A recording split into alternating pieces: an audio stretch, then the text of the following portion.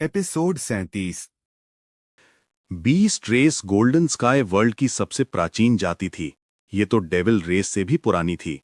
Beast race वास्तव में इस दुनिया की सच्ची निवासी थी, लेकिन एक दिन अचानक अन्य जातियां कहीं से प्रकट होने लगी। इससे बीस्ट रेस, जो इस दुनिया के सच्चे मालिक थे, अत्यधिक क्रोधित हो गए और एक भयानक युद्ध छिड़ गया। किसी को नहीं पता कि ये महान युद्ध कैसे समाप्त हुआ, लेकिन यह स्पष्ट था कि इसका अंत बीस्ट रेस के पक्ष में नहीं हुआ, क्योंकि अंततः पूरी दुनिया 10 टुकड़ों में बट गई और बीस्ट रेस, जो इस दुनिया के सच्चे स्वामी माने जाते थे, 5वें स्थान पर आ गए। लेकिन आज तक भी बीस्ट रेस के वंशज पूरी दुनिया में पाए जाते हैं। डिमोनिक बीस्ट रेस की एक शाखा थे जो अज्योर विंड महाद्वीप में रहते थे। वे बीस्ट रेस की तरह साधना कर सकते थे, लेकिन वे ट्रू बीस्ट रेस की तरह एक सीमा पार करने के बाद मानव रूप में परिवर्तित नहीं हो सकते थे। अब एस और एवा इस विशाल अज्ञात जंगल की गहराई में थे। वे अभी भी रेड माउंटेन सिटी पहुंचने से काफी दूर थे और उन्हें अपने गंतव्य तक पहुंचने के लिए कम से कम 4 दिन और यात्रा करनी थी।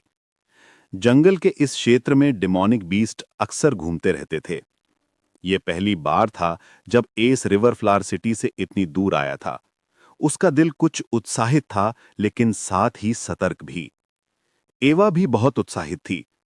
उसने पहले अपने पिता के साथ यात्रा की थी, लेकिन उसे उस यात्रा के बारे में ज्यादा याद नहीं था, क्योंकि तब वह बहुत छोटी थी और उसकी मां का हाल ही में निधन हुआ था, इसलिए वह एक सुखद स्मृति नहीं थी।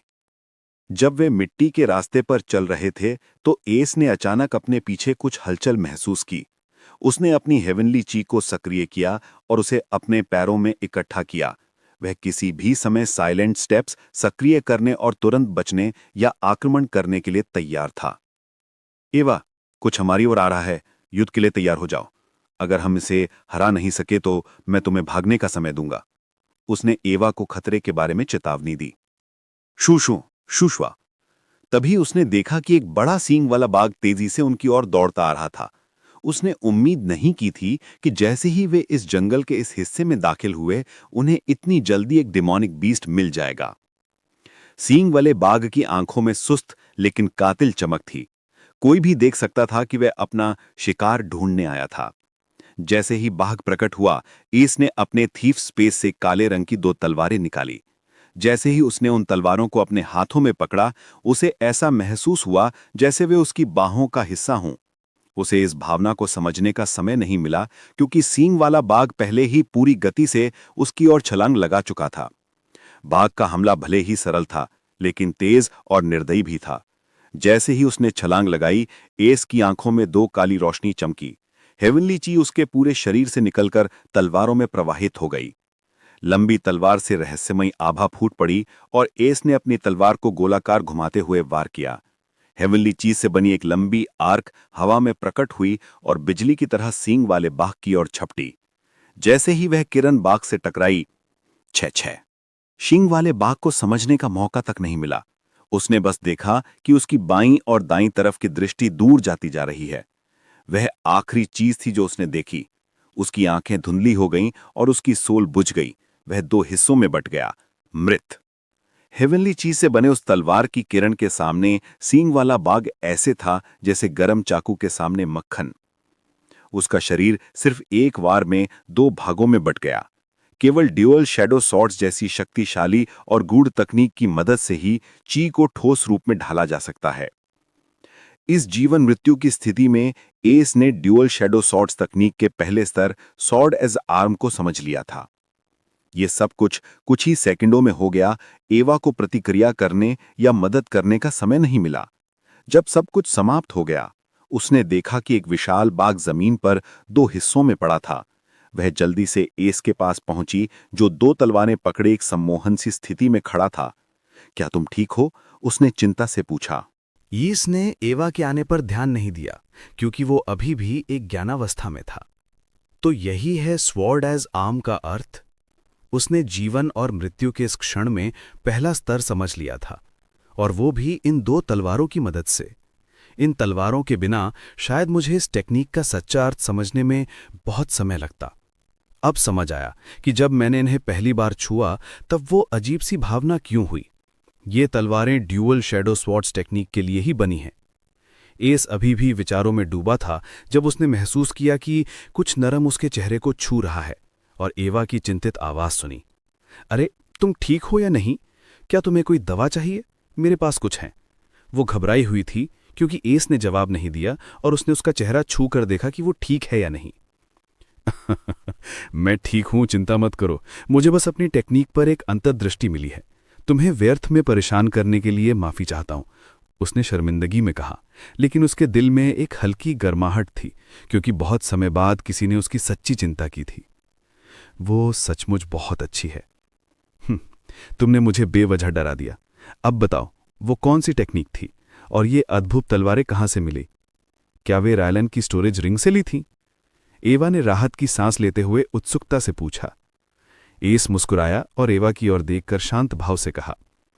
उसने अपने थीफ स्पेस से कुछ निकाला। एक नीली, 1 फुट लंबी और 1 इंच चौड़ी एक धारी छोटी तलवार। उसके हत्थे पर 2 नीले रत्न जड़े हुए थे। ये स्पष्ट रूप से एक महिला के लिए बनी तलवार थी। ये तलवार 2 स्टार वेपन है। मुझे ये रायलन की स्टोरेज रिंग में मिली थी। ये तुम्हारे लिए है। इसे तब तक इस्तेमाल करो जब तक हम शहर नहीं पहुंच जाते, क्योंकि जंगल का ये हिस्सा बहुत खतरनाक है। लेकिन शहर पहुंचने पर इसे वापस देना होगा, क्योंकि हम इतने उच्च स्तर के वेपन्स को खुले में नहीं दिखा सकते। एस ने वो तलवार एवा को थमा दी। एवा की आंखें चमक उठी जब उसने सुंदर तलवार देखी। उसने एस की चेतावनी को नजरअंदाज किया और तुरंत तलवार पकड़कर उसे घुमाकर परखने लगी। ये छोटी तलवार उसकी शैडो डेविल क्लैन की टेक्निक्स के लिए बिल्कुल उपयुक्त थी। उसने मुस्कुराते हुए कहा, तुम्हें मेरी चिंता करने की जरूरत नहीं। मेरे पास एक नई टेक्निक है जिससे मैं इस तलवार का रूप बदल सकती हूं, यहां तक कि खजाने का रूप भी बदल सकती हूं। यह शैडो डेविल क्लैन की एक माया टेक्निक है। एवा ने अपना हाथ हिलाया और ची से एक नीला कुहासा उत्पन्न हुआ जिसने उस तलवार को पूरी तरह ढक लिया। कुछ पल बाद वो कुहासा गायब हो गया और तलवार एक सामान्य दिखने वाली तलवार बन गई। उसके बगल में खड़े एस ने यह देखकर आश्चर्य से सोचा, ये तो मेरी 2 फेस मास्क से भी ज्यादा उपयोगी है। लेकिन जब उसने ट्रू एंड फॉल्स आइज का उपयोग किया तो उसने देखा कि वो साधारण तलवार अपने असली रूप में बदल गई। लगता है उसने अभी ये टेक्निक पूरी तरह नहीं सीखी है। ये केवल प्रारंभिक ची फाउंडेशन बिल्डिंग रियलम साधकों को ही धोखा दे सकती है। एवा को यह पता नहीं था कि एस ने उसकी टेक्निक की वास्तविक सीमा देख ली है। उसने आत्मविश्वास से अपनी छाती पर हाथ रख के गर्व से कहा, मेरी शैडो डिसेप्शन स्किल के बारे में क्या सोचते हो? इसके साथ मैं अपना रूप बदल सकती हूं और ची रिवर रियलम साधकों से भी नहीं डरना पड़ेगा जब मैं इसे पूर्ण कर लूंगी। फिलहाल ये सिर्फ प्रारंभिक ची फाउंडेशन बिल्डिंग रियलम तक काम करती है, लेकिन रेड माउंटेन सिटी के लिए ये पर्याप्त है। एस हक्का बक्का रह गया जब उसने एवा को आत्मविश्वास से अपनी सुंदर काया प्रदर्शित करते देखा। उसका चेहरा थोड़ा लाल हो गया और वो नीचे देखते हुए बोला, हाँ, ये बहुत अच्छी टेक्निक है। खुद को और शर्मिंदा होने से बचाने के लिए उसने तुरंत उस विशाल बाग का मांस इकट्ठा करना शुरू कर दिया। उसे ये पता नहीं चला कि एवा की आंखें और भी कोमल हो गई थीं। वो भावुक होकर सोचने लगी, तुमने मेरे लिए इतना कुछ किया, मुझे मेरे दुश्मन अपने से मुक्त किया और बिना झिझक मेरे लिए खुद को खतरे में डाला।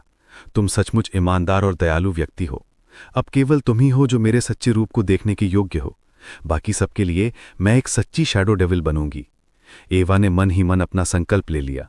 एस ने एवा के मूड में बदलाव महसूस किया, लेकिन उस पर ध्यान नहीं दिया। वो सोच रहा था कि शायद ये नए वेपन्स की खुशी के कारण है। जैसे ही उसने डिमोनिक हॉर्न टाइगर का मांस इकट्ठा करना पूरा किया, उसके मन में सिस्टम की ठंडी आवाज गूंजी, तुमने दूसरे द्वार का डिमोनिक बीस्ट मार दिया है। तुम्हें 10 EXP प्राप्त हुए हैं। EXP 5000 में से 460। एपिसोड 38। एज लगभग अपनी बैठी हुई स्थिति से खुशी में उछल पड़ा। वो ये विश्वास नहीं कर पा रहा था जो उसने अभी सुना था और उत्साह से सिस्टम से पूछा, सिस्टम, क्या तुम कह ली हो कि मैं इन दैत्य जानवरों को मारकर EXP कमा सकता हूं? हाँ, यदि होस्ट किसी भी जीव को मारता है जिसमें ची या सोल ची हो तो होस्ट EXP और सोल पॉइंट्स कमा सकता है। सिस्टम ने बहुत समय बाद पहली बार बिना टीपी मांगे उसके प्रश्न का उत्तर दिया। वो खुशी से लगभग रो पड़ा। उसे लगा कि सिस्टम ने आखिरकार अपनी दुष्ट आदतें बदल ली हैं और उसने फिर पूछा, क्या इसका मतलब है कि अब मैं कोई भी सवाल पूछ सकता हूं और तुम टीपी नहीं मांगोगी? नहीं, चूंकि होस्ट ने यह तरीका खुद खोजा है, इसलिए सिस्टम ने यह उत्तर मुफ्त में दिया है।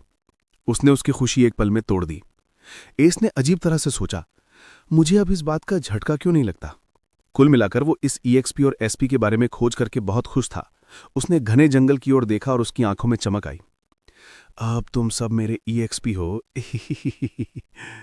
10 दिनों तक एस और एवा ने जंगल में यात्रा की।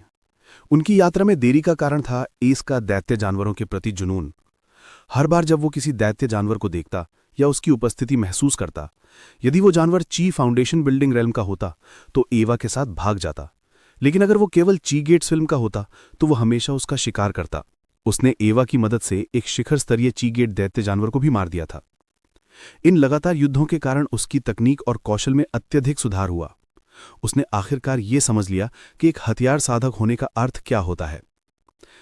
जितना मैं लड़ता हूं उतना ज्यादा मैं हथियार कौशल को समझ पाता हूं और अपने कौशल को तेजी से सुधार सकता हूं, उसने प्रसन्नता से सोचा। एवा की स्किल में भी सुधार हुआ, उसकी वंशानुगत स्मृतियों और थोड़ी एस की मदद से। वो हमेशा उसे डुअल शैडो स्वॉर्ड्स तकनीक का उपयोग करते हुए देखती और केवल देखकर ही सीखती कि तलवार के साथ ची का उपयोग कैसे किया जाता है। उसे देखकर और भी ज्यादा प्रशंसा होने लगी। आज वो आखिरकार उस विशाल जंगल से बाहर आए और दूर एक ऊंचा लाल पर्वत शिखर देखा।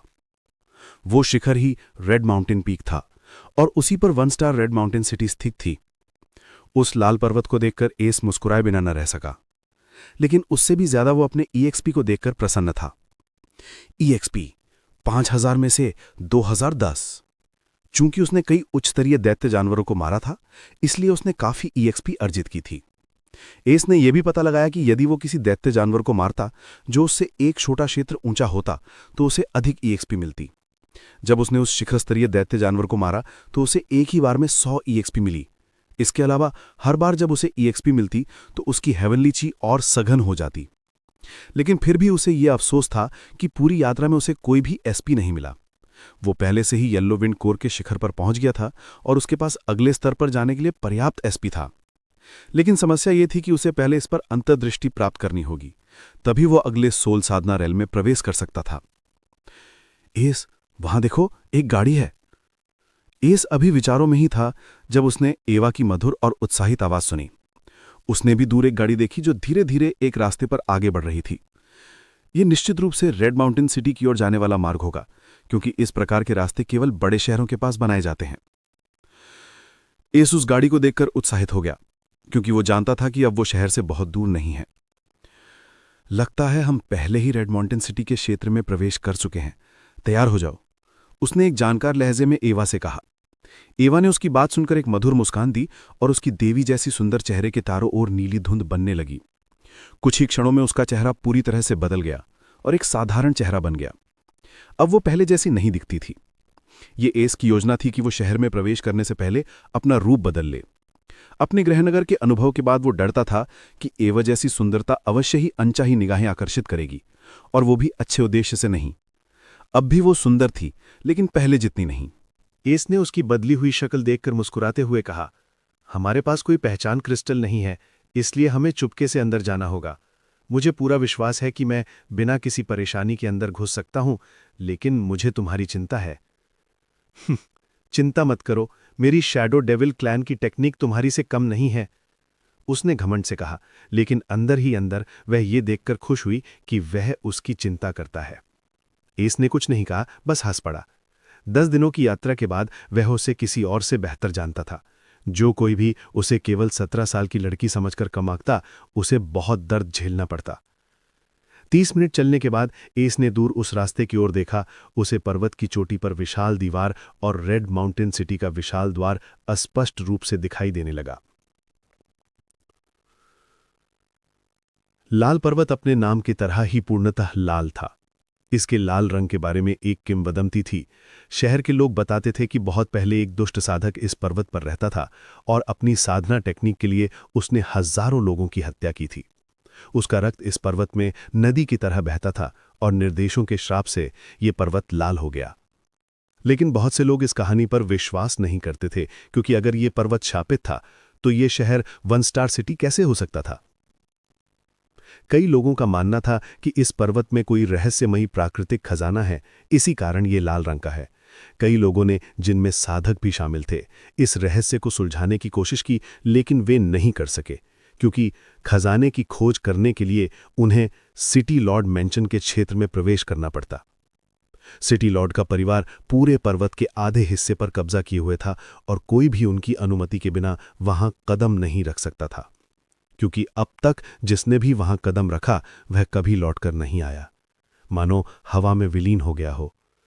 उन सभी जिज्ञासु और लालची लोगों को ये देखकर कि सब गायब हो गए, उन्होंने अपनी जिज्ञासा और लालच दोनों को त्याग दिया।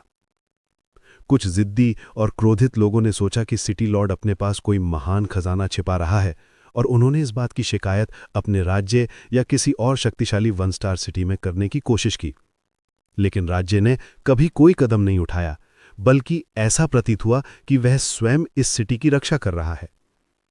उसके बाद सभी ने पूरी तरह से हार मान ली और रेड माउंटेन का खजाना एक अनसुलझा अछूता रहस्य बन गया। एस और ईवा उस मार्ग के किनारे रुक गए जो जंगल के पास स्थित था। थोड़ी देर आराम करने के बाद उन्होंने काले चोगे पहने जिन पर हुड लगे हुए थे। ये ईवा ने पहले ही तैयार कर रखे थे, क्योंकि आखिर उन्हें 1 स्टार सिटी में घुसपैठ करनी थी। रात गहरी थी, लेकिन एक कोमल चांदी सफेद चांदनी भूमि पर बिखरी हुई थी। इस मृदु उजाले ने लोगों को पूर्ण अंधकार से बचाया हुआ था। इस फीकी चांदनी में 2 परछाइयां चुपचाप उस ऊंचे और समृद्ध शहर की ओर बढ़ रही थीं। रेड माउंटेन सिटी विशाल थी और मोटी दीवारों से घिरी हुई थी। एस ने उस अनंत दीवार और शहर के बाहर की खाई को देखा। कई लोग उस विशाल द्वार से अंदर बाहर जा रहे थे और कई सैनिक दीवार पर पहरा दे रहे थे। द्वार के पास कई रक्षक थे जो स्पष्ट रूप से साधक थे और अन्य लोगों की पहचान की जांच कर रहे थे। एस ने अपनी ट्रू एंड फॉल्स आइज से उन रक्षकों को देखा। कुल 10 रक्षक थे, जिनमें से 3 ची गेट्स के शिखर पर थे और बाकी तीसरे या चौथे द्वार पर।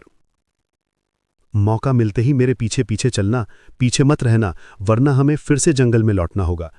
एस ने मजाकिया लहजे में ईवा से फुसफुसाया ताकि माहौल का तनाव थोड़ा कम हो जाए। ईवा ने कुछ नहीं कहा। वह भी जानती थी कि भले ही वह ची गेट्स के शिखर पर थी, लेकिन एस जो केवल तीसरे द्वार पर था उससे कहीं अधिक शक्तिशाली था।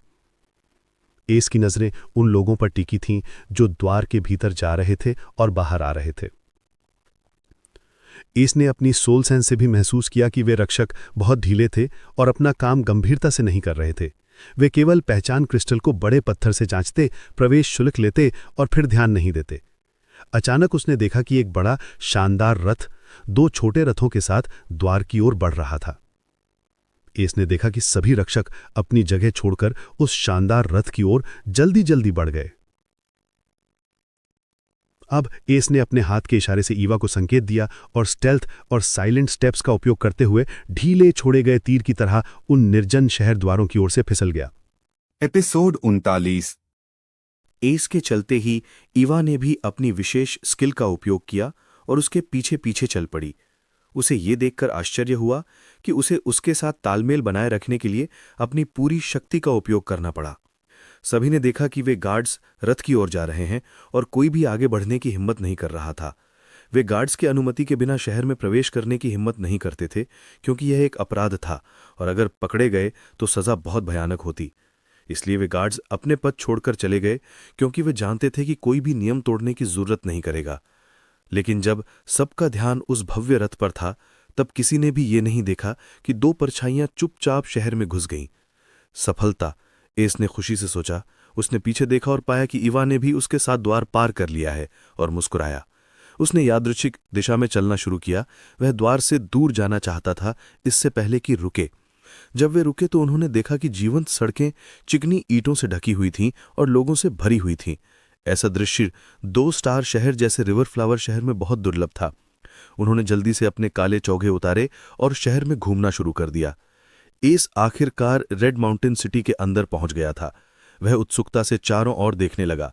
पहले उसे लगता था कि रिवर फ्लावर सिटी काफी बड़ी और जीवंत है, लेकिन अब उसने महसूस किया कि वह तो एक कुएं का मेंढक था। वह नहीं जानता था कि यह 1 स्टार सिटी कितनी विशाल है, लेकिन वह जानता था कि यह रिवर फ्लावर सिटी से कई गुना बड़ी थी। एस ने देखा कि बहुत से लोग एक लंबी दीवार के सामने इकट्ठे थे। चलो वहां चलते हैं और देखते हैं क्या हो रहा है। ईवा दीवार की ओर चली। वह इस बड़े शहर के बारे में बहुत जिज्ञासु थी और शहर का द्वार तार करने के बाद एस जितनी सतर्क नहीं थी। वह उसके पीछे गया और दीवार के पास पहुंचा। उन्होंने देखा कि उस दीवार पर बहुत सी जानकारी लगी हुई थी। कुछ दिशाएं बता रही थीं तो कुछ अन्य प्रकार की सूचनाएं थीं।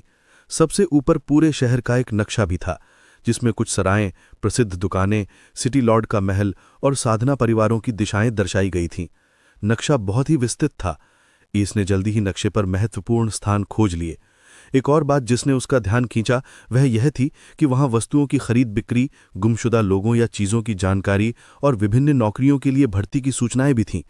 यह सब रेड माउंटेन सिटी में नए लोगों की सहायता के लिए था। वे सारी जानकारी देखने लगे। ईवा ने नक्शे पर एक दिशा की ओर इशारा किया और एस से कहा, चलो इस सराय में चलते हैं, यह पूरे शहर की सबसे अच्छी सराय है। वह यह कहते हुए बिल्कुल संकोच में नहीं थी, क्योंकि वह जानती थी कि एस अमीर है।